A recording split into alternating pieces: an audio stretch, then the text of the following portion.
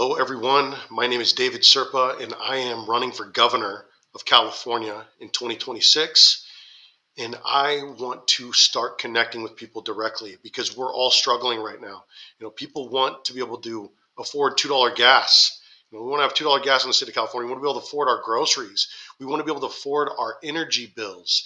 And so when we look at all of the ways that California is failing, it's clear that one man didn't destroy California alone, and one man cannot save California alone. It's going to require a group effort. It's going to require a lot of us working together that may have not worked in politics before to come in and start addressing the system and start bringing fixes. Because at the end of the day, if you are just complaining without offering solutions, are you really being effective in leadership? We want to have financial freedom as Californians because freedom is economic freedom. And if you can't afford your bills and if you can't afford to decide what you want to do with some of your free time, then are you free? And so a lot of this needs to be addressed right now. And it's not about Steve Hilton. It's not about Sheriff Bianco. We'll talk about some of this tomorrow on the whole Why Am I Running for Governor show. It's not about Katie Porter or Kamala Harris. It is about a systemic failure in the state of California.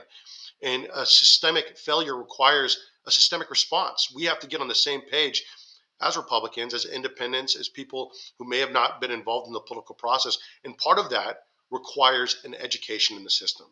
And that's what we're going to talk about here today. We're going to talk about why I know that California can flip in 2026, why we can fix this state in one election cycle, because it's been done before. And I'm going to give you the historical precedents for why running as a team, as a squad, as a unit is the right thing to do. I'm going to talk to you about the people that failed California around Governor Newsom. It wasn't just Governor Newsom that failed. In fact, lately he's been running interference on some of the more crazy bills that have been being passed in Sacramento. And he's exercised his veto in the past. And I wouldn't be surprised to see him doing it again to try to save his reputation, to try to save the Democrats from themselves because of the way that they're failing the state of California. But also, we're going to talk about why the Republican Party, why this is the right place for the people's movement, an economic nationalist movement where we prioritize California first, Californians first, not just America first. I want to start looking at those 39 million Americans that are living in California, and somebody should be putting them at the top of their list for the people that they are trying to help. We're going to talk about why it's important to register Republican, and I'm going to give you a little view on tomorrow's show and what we're going to discuss then. We've got our first guest. We're going to talk about the debates in Van Nuys, the first gubernatorial debates. We're going to talk about why I'm running. I'm going to give you a little bit more of a detailed explanation, not just the buzzwords, not just the quick 3-second stump speech about why I'm running, but the real answer, the real look at why not lieutenant governor, why governor, what happened along the way, because this has been a process that started in January. And I'm going to talk to you about how to get organized. We're going to have our first open call Friday. You could call into the show. I'm going to take live calls here and ask your questions, give your input, because like I said, it's not all about me, but I'm hoping to lead this movement. So jumping right in, I'm running for governor. We're going to flip it in 2026. It's been done before. One man cannot save the state alone. There's something called the executive branch. Now, the executive branch of government, these are like your chief officers. If your governor is your CEO, the chief executive officer, there are other officers that need to have leadership capabilities and need to be able to oversee their own departments. And Californians are being failed across the board. And I'm going to show you exactly why right now. I'm going to pull up my first graphic here. Now, I've been showing people, in fact, before we jump into that, we're going to talk about why I know California can be flipped in one election cycle. That's important because a lot of people are telling me, why should I help you? Why should I help any Republican. Why should I help any candidate? California is a sinking ship. I'm trying to get my family out of here or whatnot. But at the end of the day, there are a lot of people that are struggling. There are a lot of people that want to move back to California, that don't want to see their grandchildren and their children leave the state in order to succeed, in order to live. And so it's extraordinarily important for us to show people that not only can it be done, and this isn't just a wild act of faith, which it is in some ways, but it is something that there's a precedence for. Now, in now, Jimmy Carter was a catastrophic failure as president. And I feel like with the catastrophic failures that we have been having right now in the state of California, we have an opportunity to have a Jimmy Carter moment. When Reagan brings it back, and he did it by showing who his executives were going to be, the people that he was going to hire around him. So let's go ahead and let's jump into this right now. Here we go. And I'm going to show you the 3 examples for why I know we can change this in one election cycle. So President Reagan's catastrophic defeat of President Carter in 1980, the great communicator, the big tent Republican Party. Reagan did a lot of great things for Republicans. Now, if you look in 1994, there is historical precedence. Now, people forget that Texas was blue for a long time. It was a blue state for years. In fact, Texas had 3 Republican governors and 0 Republican lieutenant governors in 187 years. When Karl Rove and George Bush got together, they decided they were going to target the executive branch in 25 Senate and Assembly seats, later known as the Texas 25. They won 23 of those 25 seats in one election cycle, and Texas has had a Republican governor and lieutenant governor for the past 30 years. Now, when President Trump defeated Vice President Harris, he went at it differently than he went at it the first time. He went at it with a team of people around him that were experts in their respective fields on educating, and then he went about educating Americans on how what these different departments were, what needed to be done exactly in order to go into those services, and why they were failing, that they exist in the first place. And that's a lot of what's going on right now in California. You have a lot of industrial complexes where there's a homeless industrial complex where indefinitely money is thrown at the problem, but nothing is ever really solved. We're constantly throwing money at education. In fact, over 50% of our state's budget is thrown to education. And are we getting the results? And if our teachers were the highest paid teachers in the country, and if our students were the best educated in the world, I don't think any of us would be complaining about it, but they're not, and we aren't. So it's important to show that there is a precedence that California can be won in one election cycle, that we're going to have to get organized. We're going to have to get on the same page in order to do it. But what we have to present to the people is that it's not just Governor Newsom, and we're going to jump into that right now. He is surrounded by people that have failed Californians. They have failed the state of California, and a couple of them think that that qualifies them to run for governor. And so we need to start understanding who these people are, and we're going to jump in right now. Now, we all know about Governor Newsom, and a lot of people point to him as the only reason why the state of California is failing and has failed and is going to continue to fail. But he's just one of a lot of people that have catastrophically misrepresented Californians. And so let's go through all of them and exactly who they are and what their job is. Now, the first one is Eleni Kounalakis, and she believes that she's now qualified to run for governor. But the problem is that she's failed the state of California. She's in charge of the University of California system, the state California, state colleges, and also the junior colleges. And do you feel like education is better, more affordable, that we are graduating more people than we were before? And we're going to jump in a little bit more in detail to exactly what the executive branch does and what they do. But today is just an overview. So jumping back into this branch. Shirley Weber, we all know that the state of California has the worst ran elections in the country. It's become a joke. Governor Newsom himself said that we have some of the worst ran elections. He did it on his podcast with Charlie Kirk. Now, there's a person that is responsible for that, and her name is Shirley Weber, and she is the Secretary of State. Now, the Secretary of State, that's just one of their jobs. And in fact, jumping back a little bit to Alani and the Lieutenant Governor, her job is she's also a foreign relations officer for foreign countries.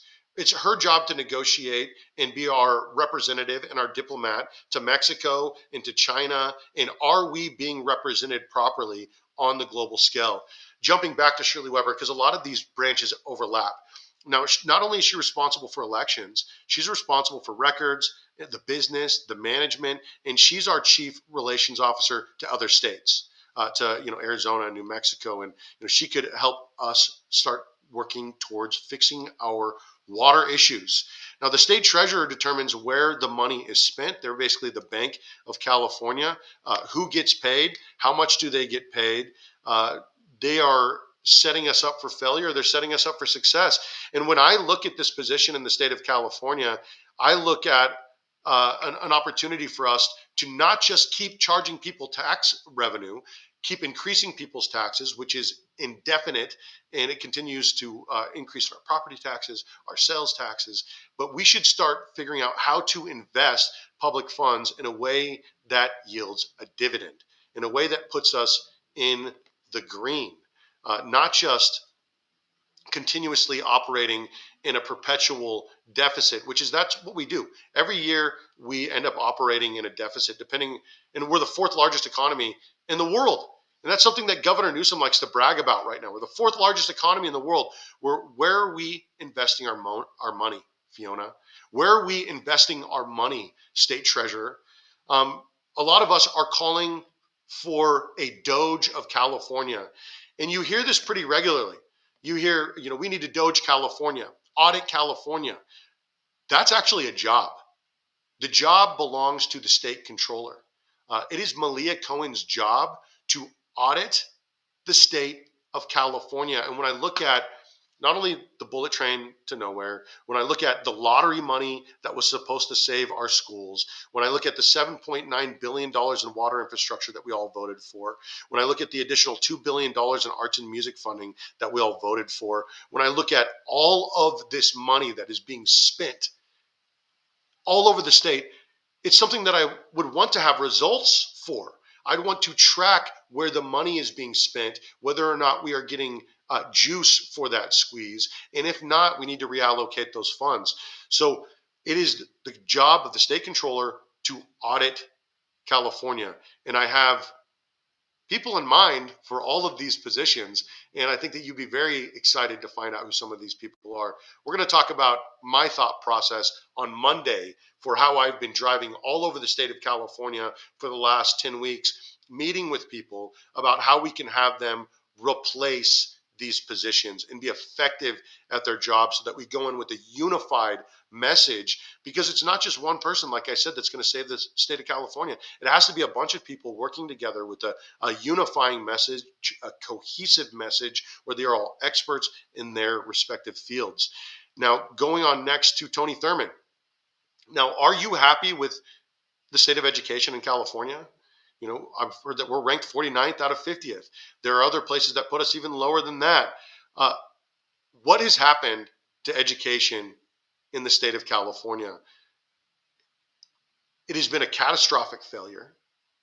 It is our parents feel like their children aren't going to school to learn about the basics, and we're going off on these wild things that our children don't even need to be learning. We need to bring trade certificate programs, licensing programs into the schools. We need to make sure that our children are ready to launch after their 12th grade education. But instead, they're not even schooled in the basics. They have to go to junior college to catch up, to become proficient. They end up becoming massively indebted to the university system when it is a public university system and it is not serving the public. We could get more into that later. But the superintendent of public instruction is an incredibly important job because they oversee more than 50% of the state budget. That's a lot of our money. And if you think that Tony Thurmond is doing well by the state of California, I have a bridge to nowhere to sell you. Now, insurance commissioner, is there a bigger failure right now in the state of California than Ricardo Lara? He's MIA. When he has these meetings that he's supposed to be the head of, he's not even there to be found, not even in the country. He's going off on vacation. Meanwhile, people are staring into the wreckage of their homes and wondering when they'll be able to rebuild. And the problem is not only the way that we don't prevent fires from happening in the state of California, we don't prevent natural disasters and prepare for disaster readiness, but our response to the fires is often cataclysmic, and it destroys the properties and it destroys the soil. There is a new form of technology that drops fertilizer. It's base fertilizer. It's not going to ignite the moment that you drop it on the fire, but what it does is it quenches the fire, but it also seeds the ground. And so we have opportunities to start fighting fire in a different way so that it does not destroy our forest. It doesn't destroy our communities when we need to rebuild, but in fact, it puts out the fire while making it possible for us to continue to move forward and redevelop our homes, redevelop our churches, redevelop our businesses and our communities. Now, instead of being an effective insurance commissioner and making it possible for insurance to exist in the state of California, which insurance is about 7% of any healthy economy, he created government competition, and often a government monopoly called the FAIR Plan.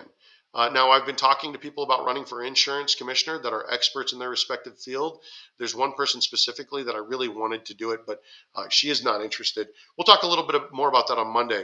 Now, moving on to the next person in our list of failures around Governor Newsom is Attorney General Rob Bonta. Now, he is, Governor Newsom perpetually is talking about how we do not need to be sparring partners in a court of war with the Trump administration.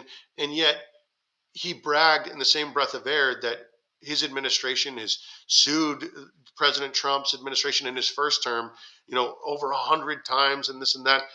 What do we feel like is really being done in the courts right now? Now, your attorney general is supposed to be the person that is making sure that there's law and order in the state of California. Their job is not to run interference with the state, with the federal government indefinitely to sue them. It would be nice if we started cooperating, wouldn't it? Wouldn't it be nice if we could get on the same page with our federal government? Because California, being the fourth largest economy in the world, sending a great deal of tax revenue to the federal government, I would like to see a lot more of that revenue staying in the state of California, coming back to the state of California. You have enough that you are responsible for, Attorney General. You have enough that you need to be doing that you don't need to be constantly sparring with the Trump administration. And I'm disappointed by Governor Newsom's leadership because he could have created a healthy working environment in that first term, and instead it was constant sparring.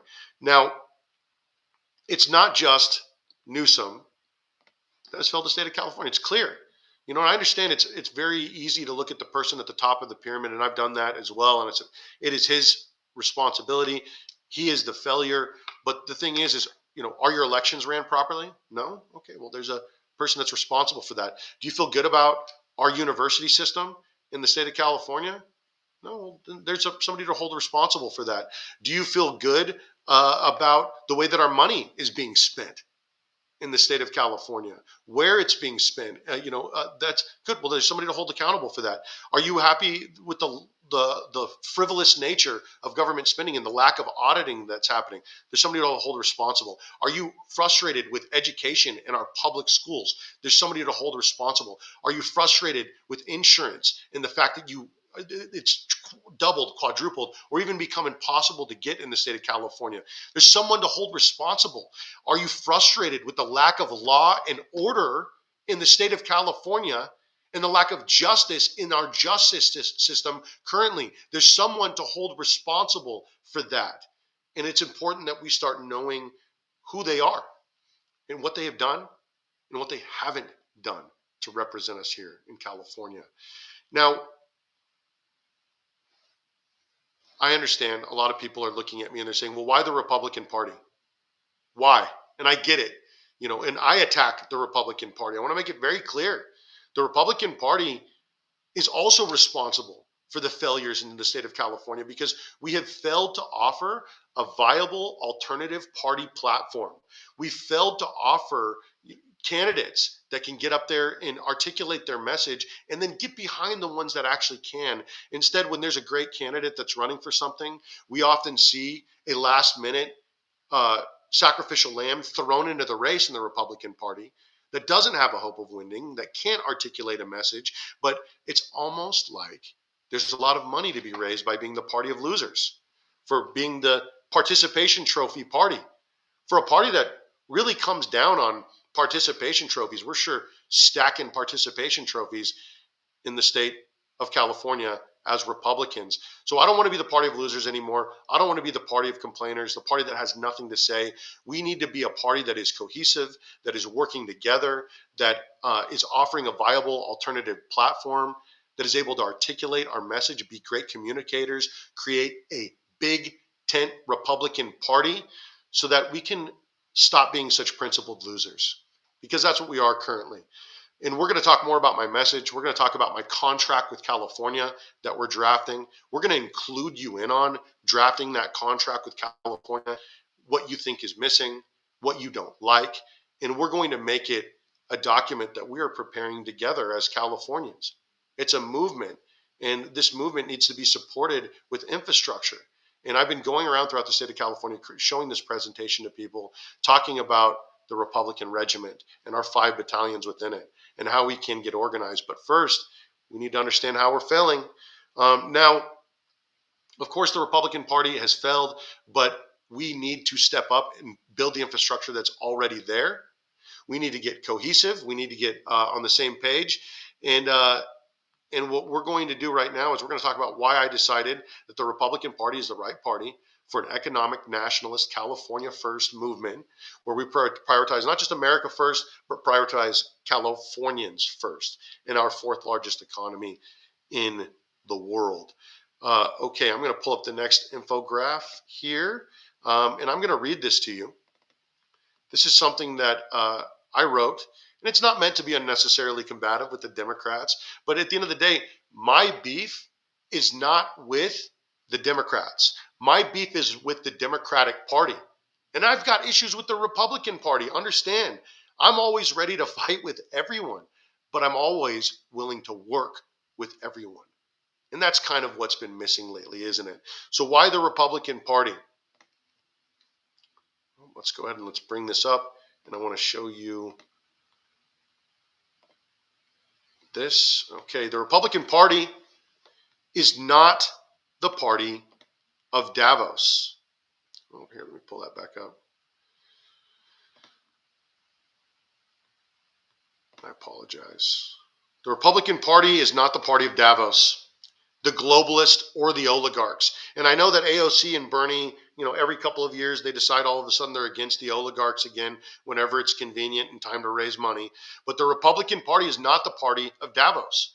We're not the party of the globalists or the oligarchs. The Republican Party is the party of the people. We believe we are the party of the working class, the middle class, and trickle-down economics. We believe in millionaires who create other millionaires and investors who invest in more than speculation and honest work for honest pay. The Republican Party is the party of compassion, innovation, and where a sympathetic heart meets a working brain. Again, I'm not here to be mean to the Democrats. I understand that you have been abandoned by your party. There is no opportunity for a populist movement in the Democratic Party because the DNC has shown you that they won't allow it to happen. And honestly, we're going to talk about this more on another show. We're going to dedicate some time to this. The Democratic Party will never let Katie Porter win. They'll never let her be the representative. We've seen this before. The Democratic Party has a love-hate relationship with the squad, with AOC, with Bernie, and we saw it in 2016. And we saw it in 2020, and we saw it again in 2024 with the way that the DNC ran their elections. And we saw that people feel Democrats understand that their election process was taken from them, and their populist candidate, Bernie Sanders, had his movement hijacked, and he let it happen. He let it happen. And so when we talk about the party of the oligarchy, that's the Democratic Party. Overwhelmingly, that's the Democratic Party. And so we're going to talk about this one more time. I want to read it to you. I want to make sure that you see it. The Republican Party is not the party of Davos, the globalists, or the oligarchs. The Republican Party is the party of the people. We are the home of the working class, the middle class, and trickle-down economics. We believe in millionaires who create other millionaires, investors who invest in more than speculation, and honest work for honest pay. The Republican Party is the party of compassion, innovation, and where a sympathetic heart meets a working brain. I feel like a lot of us can agree there. And if we can agree there, then welcome to the big tent Republican Party. Welcome to the populist movement that we're creating within the Republican Party. Now, you also need to understand that it's important to register Republican. Why is it important to register Republican? Because if you don't register, I'm not going to show up on your ballot. You won't be able to vote for me. But not only that, you need to register Republican, because if you're thinking about running for office and you haven't registered Republican, or you haven't been showing up to participate in the elections or whatnot, it can prevent you from being endorsed by the Republican Party later. You have to have at least 1 year with the Republican Party registered in order to run for office and be endorsed by the Republican Party. And of course, that 1 year mark is coming up here very soon. The elections are in 1 year and 1 month from today. Okay, or 1 year and 1 month and 4 days, I believe. But who needs to be so specific? Now, what have we been doing, and why do I need to wrap this broadcast up here in about 15 minutes? I'm going to include you in on this every day. I'm going to let you know exactly what we've been doing, give you an idea of who we've been doing it with. And I can tell you right now, in any startup business, you have to put in sweat equity, and you have to seed capital. And the biggest thing that I've been doing for the last 10 weeks is not only formulating a plan, but I've been meeting with donors. And I've been getting people and having specific conversations with people who want to spend money in the state of California, who are tired of the lack of representation that we've been having, because we don't have a bench. We don't have players in the game to choose from, because the Conservative Party continuously loses elections. We don't have a bench of principled Republicans to stand from. And so we have to recruit people from the outside that are not necessarily able to be, that haven't been involved just yet. And talking people into running for office is a good thing, but as a Republican, a lot of these people, they have jobs, they're making more money than they would make in public service. They've got a lot of opportunities for them. And whereas a lot of what the left recruits from is a lot of academia. And so people spend their time in academia learning so much of what isn't true. And then they try to run for office and they never ran anything in their life. And then they end up being in a little bit of trouble. But I've been going all over the state of California. I've been talking about how there are 49 million acres of public land in the state of California, that we need to duplicate a lot of the same things that have been working on a federal level that President Trump is implementing. We need to catch up our housing. We need to build, 2.5 million homes in the state of California in order to catch up. When is the last time that we built a new city? We've got 48 million acres, and almost 50% of California belongs to the public. We know we need homes. As a capitalist, I understand that the cost of something continues to go up until you introduce more product into the market. And when you introduce more product, the price of something comes down. And that's the case with housing. You build more housing, the cost of housing comes down. That's the case with oil. Every time you fill up your gas tank, we drill for oil here. We continue to refine oil here and stop shutting down oil refineries. The cost of gas goes down. If we continue to decommission nuclear power plants and not invest in energy grids, our energy bill goes up because the lack of energy that we've been investing in is not there. What we've continuously been doing in California is trying to capitalize on scarcity instead of banking on abundance, which is really what I want to do. I want to build the infrastructure for abundance. we could talk more about that. But tomorrow we're going to have our first guest on the show. His name's Kobe Markham. He's also running for governor, and he has organized the first debate in Van Nuys on the 9th, which is in 8 days from now. I'm invited. I'm going to be there. We're going to tell you who's going to be there. Unfortunately, it's not open to the public, but it will be streamed live on several platforms. Kobe will tell you how to watch, who's going to be there. We're going to talk about why I'm running specifically for governor, not lieutenant governor. I'm going to tell you what happened with Sheriff Bianco. And spoiler alert, I'm not going to be talking poorly about my sheriff. I'm not going to be bashing him just because I've decided to run for governor. There's a lot of things that need to be done. There's a way that I believe that this campaign needs to be ran. And if we're not going to run it that way, we're going to be set up like Arnold Schwarzenegger, where you've got one person at the top of the ticket, and you don't have control of the Senate, and you don't have control of the Assembly, and you don't have control of the executive branch, so nothing gets done, and everything continues to get worse. Instead, like I said earlier in the show, we're going to go at it the way that it's been done before, like Reagan did when he chose his executive branch, like Bush and Rove did in Texas in '94 when they chose their executive branch and their 25 state Senate and Assembly members. We're going to do it the way that President Trump did in '24 when he brought in a coalition of candidates like Tulsi Gabbard and RFK and Pete Hegseth and all of these different people that were experts in their respective fields that people could get excited about following in under their leadership. We're going to have our first open call Friday.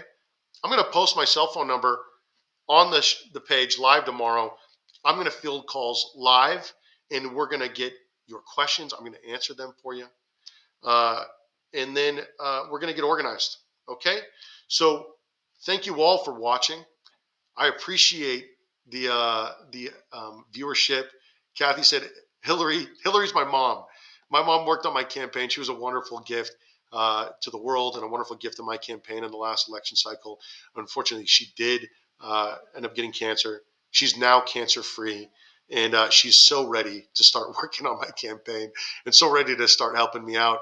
And of course, Kathy Cowson, it was a huge support, a huge volunteer for us. And we appreciate you so much, Kathy, and all the Kathys for everything that you guys continue to do for the campaign. I know that you guys are excited. What time tomorrow am I going live? So tomorrow, the plan is that I want to go live every day at 9 o'clock for an hour, talking directly with you, the people, giving you an opportunity to chime in. Tomorrow, we're going to do an open call. And the goal is that I'm pressing record. We're going live at 9 o'clock. Today, there were some issues because I'm working out the bugs myself. I want to make sure that I'm available to everybody because we're going to do this together. We are going to save the state of California. We are going to bring this home. We are going to make it so that our babies can buy a house here, that our children are being properly educated, that energy is abundant and affordable, that our groceries are affordable and our farmers are thriving, that we're bringing back technology and innovation to the place where it all started, that we're bringing back a manufacturing middle class that people can be excited about, building the future, vertical takeoff and landing vehicles. How fun would that be? One of the home, the birthplace of flight. And I understand that North Carolina has their claim to that, but California has been at the birthplace of manufacturing a middle class. We're going to bring back Hollywood and film and television, and we're going to bring back competition, and we're going to make it so that so much is fixed, and we're not going to do it alone. I miss you too, Leslie. Thank you so much, Michael. David, I agree with you that affordable housing needs to be built. However, capitalism alone without some oversight is not effective. Michael, you're 100% right. What we have is a sort of bastardized version of capitalism called crony capitalism. But what's happened with development is it's only affordable to build luxury housing or to build high density housing for developers. And that's not what we want. That's not what we want. We want to have more single family homes, more 1,400 square foot, 2,000 square foot starter homes that people can afford to move into, that can be a bridge into the middle class, a bridge into the upper class, that can give people an opportunity to purchase a part of their community, a part of the American dream, because that's so incredibly important. But that being said, people don't want to have a bunch of high density housing built into their neighborhoods. And that being said, the people moving into high density housing, a lot of them would often prefer to buy a single family residence. Now, that also being said, there's 5 different development companies that are building new cities where there are none. Some of them that don't have a great reputation. I feel like a lot of that is slander from the government and government officials. But we have people that want to address the issue. Some of them want to create walkable cities. And I know that the 15-minute cities, walkable cities freak people out. Some people want to live that way. And maybe one of those 5 cities is something like that. But through private public partnerships, we can invest in something as Californians which perpetually yields a dividend, which is real estate. Why wouldn't we want to be investing in real estate and making sure that it's affordable for people and flooding the market with homes? Wahoo, Serpa for governor. Thank you so much, Susie. Okay, guys, I'm really excited about this run. I'm really grateful for all of you watching. It has been a long road, this last 10 weeks, and I'm going to be including you in on more and more of it as we get to go. Plus, I'm going to include you in on the things that I am doing as I'm doing them. And I'm telling you that today I'm heading out to Newport Beach. I'm meeting with a vice president of a very important organization that is also working on a similar thing that I'm working on. We're going to see where we can work together. And then I'm also hopefully going to be meeting somebody that I think would be an excellent lieutenant governor. So that's Monday's show, though. Monday's show, I'm going to show you in, and I believe that that's Monday. Monday, I'm probably the most excited about showing everybody because we're going to talk about the executive branch. I'm going to give you the details on exactly the way that the executive branch works. And then I'm going to tell you either who I want, who I'm talking to, who I have talked to about those positions. And I'm going to include you in on a little bit of what I've been working on the last 10 weeks. Thank you all so much for watching. We are going to save California. We're going to do it together because it's not all about me. It's about us, we the people. See you tomorrow morning. Thank you so much for watching. We'll talk to you soon.